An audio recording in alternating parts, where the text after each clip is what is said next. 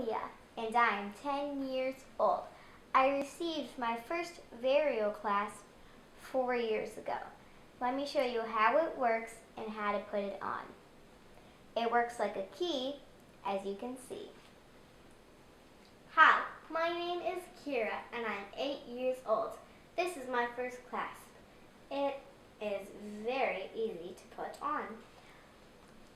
I love the way the clasp is displayed in the front and is the focal piece of the jewelry. I like that the clasps can be used on many different things, like on the pearls I'm wearing or on the cord Alia has on. Check this out. I can connect as many necklaces together as I want by using my clasps. You can wear it as a long strand, or you can double the string to have a different look. My mom had a pendant she didn't wear, but she worked with Lizzo's jewelry to create a clasp. It's called recycling.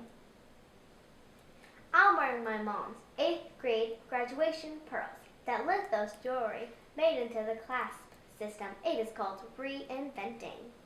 Thank you for listening to us. Please contact Lizzo's jewelry as they can make your jewelry more inventive and interesting. They also sell many other pieces of jewelry in this system. Thank you for watching. Bye!